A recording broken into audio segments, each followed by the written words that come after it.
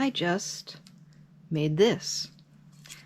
I think of this as sort of a belt and pocket for the straw that comes with it. So I thought I'd show you how to do one. I'm going to do it on one of these.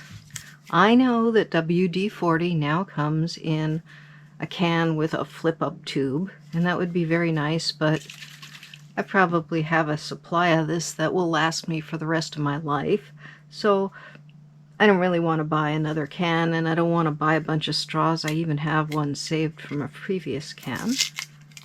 Let me take this off and show you how I made the belt and pocket for my aerosol can. I'll leave that here as a model.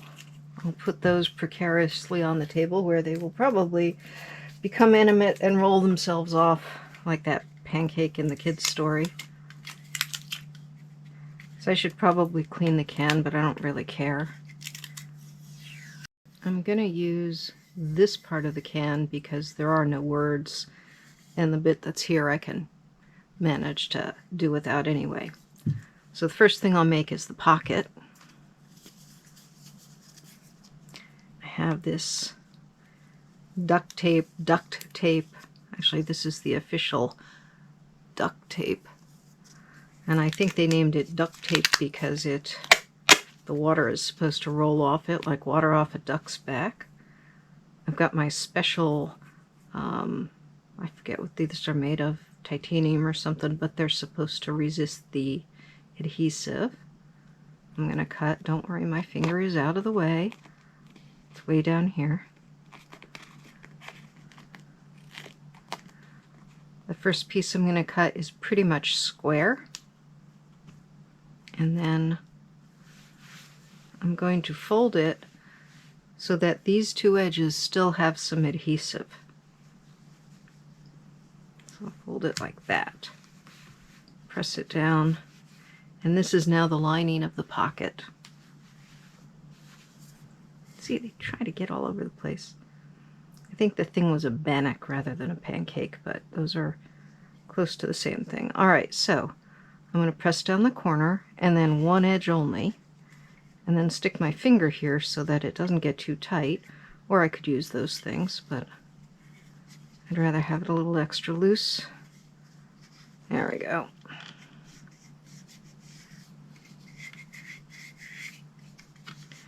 And I want to mash down the adhesive so that when these rest inside, they don't pry it back up enough and get the adhesive on the end. And look, they haven't rolled away yet. This is possibly a world record. Alright, so that's on nice and tight. So that's the pocket. Now for the belt.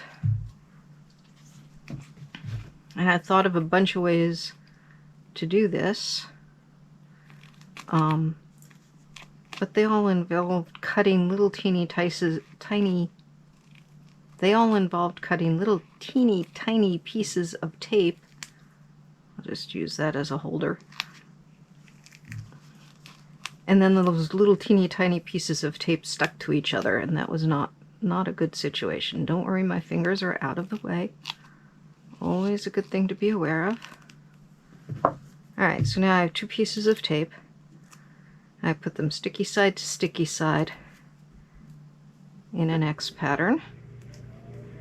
And I pick one of them to be the belt and the other to be the pocket protector, so I'm going to use the fatter one as the protector, and I'll wind it around.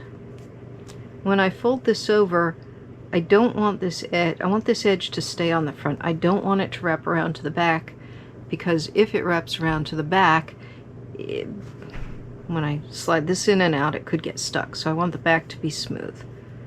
So I'll just fold that down like that, kind of feel to make sure there's no extra sticky stuff, and then put the belt above the pocket, preferably in a way that's not covering any words. So I'll put this side on first, stick it on. Now I'm going to kind of fold this to put a little bend in it, and then I'll stick it on here. And that's it. There's the main one, and there's the spare. I think these might actually be 2 separate diameters. Of course, if I tilt this upside down, there is a chance they might come out, and they're not doing so, which is not a good sign for the stickiness down here. But oh, there we go. That's what usually would happen.